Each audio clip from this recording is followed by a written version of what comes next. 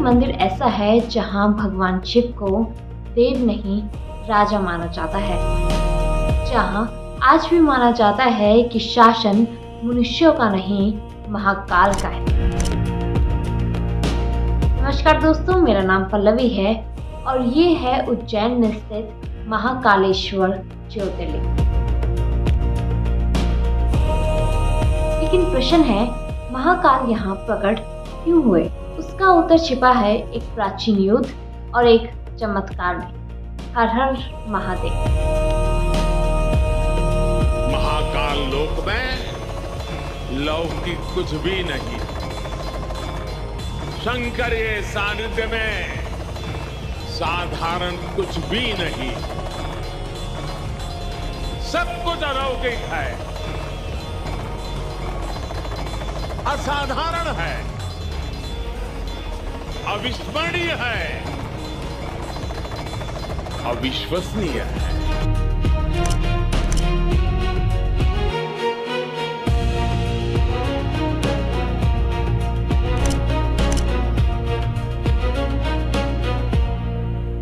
कल्पना कीजिए एक ऐसे स्थान की जहां समय थम जाता है, जहां मृत्यु भी प्रवेश करने से पहले अनुमति मांगती है, जहां भगवान शिव केवल पूजे नहीं जाते बल्कि एक राजा की तरह राज करते हैं। मध्य प्रदेश की प्राचीन और पवित्र नगरी उज्जैन के हृदय में स्थित है वो दिव्य धाम जिसे संसार महाकालेश्वर ज्योतिर्लिंग के नाम से जानता है।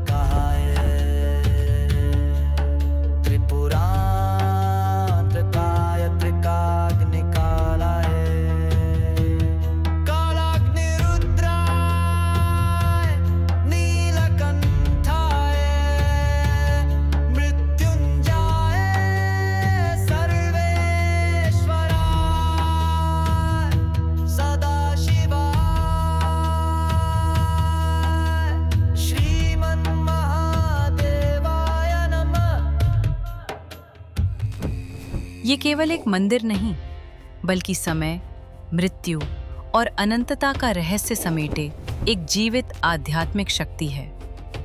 उज्जैन को केवल एक शहर कहना उसके महत्व को कम करना होगा। ये भारत की सप्तपुरियों में से एक है जहां धर्म, ज्योतिष, तंत्र और काल गणना की परंपराएं सदियों से जीवित है। कहा जाता है कि भारतीय समय गणना की धुरी भी कभी यहीं से मानी जाती थी। क्षिप्रा नदी के तट पर बसी ये नगरी आज भी सिंहस्थ कुंभ का साक्षी बनती है, जहां करोड़ों श्रद्धालु स्नान कर पुण्य प्राप्त करते हैं। लेकिन इस शहर की असली पहचान है महाकाल, जिन्हें यहाँ देव नहीं बल्कि राजा माना जाता है। यहाँ दिन की शुरुआत दरबार की तरह होती है और रात का समापन शयन आरती से। मानो आज भी उज्जैन का शासन स्वयं महाकाल के हाथों में हो। महाकालेश्वर की कथा उतनी ही रोमांचकारी है जितनी रहस्यमयी। प्राचीन काल में उज्जैन पर चंद्रसेन नामक एक शिव भक्त राजा का राज्य था। उनकी भक्ति इतनी गहरी थी कि कहा जाता है स्वयं भगवान शिव उनकी रक्षा करते थे। उसी समय दूषण नामक एक शक्तिशाली असुर ने उज्जैन पर आक्रमण कर दिया। उसका उद्देश्य केवल राज्य जीतना नहीं बल्कि धर्म का विनाश करना था। जब असुर सेना ने शहर को घेर लिया और मंदिरों को तोड़ने का प्रयास किया, तब राजा, एक बालक और नगर के भक्तों ने एक साथ पुकारा, ओम नमः शिवाय। तभी धरती कांपी, वातावरण अग्निमय हो उठा और एक तेजस्वी ज्योति स्तंभ प्रकट हुआ। उस दिव्य प्रकाश से स्वयं शिव महाकाल रूप में प्रकट हुए।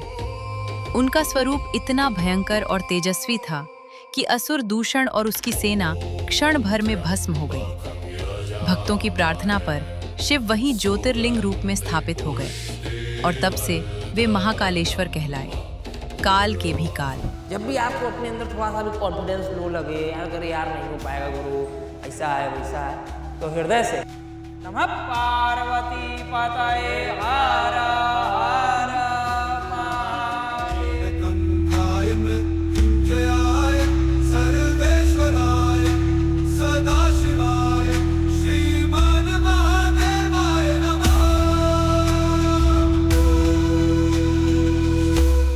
महाकालेश्वर की एक विशेषता उन्हें अन्य सभी ज्योतिर्लिंगों से अलग बनाती है। ये एकमात्र दक्षिणमुखी ज्योतिर्लिंग है। दक्षिण दिशा को शास्त्रों में यम अर्थात मृत्यु की दिशा माना गया है। सामान्यतः शिवलिंग पूर्व या पश्चिम मुखी होते हैं, लेकिन महाकाल दक्षिण की ओर मुख किए हुए हैं। इसका गहरा आध्यात्मिक अर्थ है। जो महाकाल की शरण में आता है वो मृत्यु के भय से मुक्त हो जाता है। यहाँ शिव केवल संहारक नहीं बल्कि भय के अंत करता है।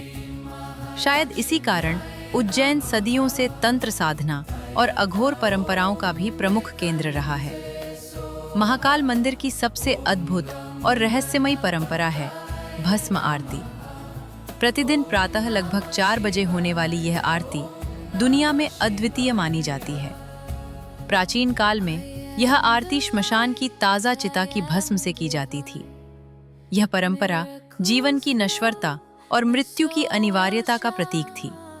संदेश स्पष्ट था, जो जन्मा है वो मरेगा, जो बना है वो मिटेगा, लेकिन जो शिव में लीन हो गया वो अमर हो जाएगा।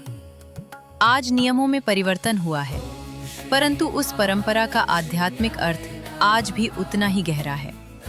भस्म आरती हमें याद दिलाती है कि अंततः सब कुछ राख में बदल जाना है, पर शिव अनंत हैं। जो भी भक्त महाकाल के गर्भगृह में प्रवेश करता है वो एक अलग ही अनुभव करता है। भूमिगत स्थित यह गर्भगृह मंद प्रकाश, धूप की सुगंध और मंत्रों की गूंज सब मिलकर एक ऐसा वातावरण बनाते हैं जहां समय का बोध मानो समाप्त हो जाता है। कई श्रद्धालु बताते हैं कि वहां खड़े होकर उन्हें भय नहीं बल्कि एक अदृश्य संरक्षण का अनुभव होता है, मानो स्वयं समय भी वहां आकर धीमा पड़ जाता हो। उज्जैन में एक कहावत प्रचलित है, उज्जैन में राज महाकाल का, और ये केवल कहावत नहीं बल्कि वहां की जीवंत अनुभूति है। महाकालेश्वर हमें केवल एक धार्मिक कथा नहीं सुनाते बल्कि जीवन का गहरा सत्य सिखाते हैं। जब जीवन में अस्थिरता हो, जब भविष्य अनिश्चित लगे, जब मृत्यु का भय मन को घेर ले, तब महाकाल का स्मरण हमें यह समझाता है कि समय भी अनंत नहीं है। जो काल को नियंत्रित करे वही महाकाल है। हम नश्वर हैं, हमारा शरीर नश्वर है, हमारा अहंकार नश्वर है, लेकिन चेतना, सत्य और शिव अनंत है। इसलिए जब भी जीवन में भय आए, जब समय कठोर लगे, जब परिस्थितियां असहनीय प्रतीत हों, तब बस एक बार मन से स्मरण कीजिए, ओम नमः शिवाय, क्योंकि काल भी जिसका अंत न कर सके वो है महाकाल। हर हर महादेव। ओम नमः शिवाय, ओम नमः शिवाय। जीवन में जो भी पाए तेरा ही वरदान पाए। हर हर महादेव, हर हर महादेव। तू ही आदि, तू ही अंत, भक्ति का वेद।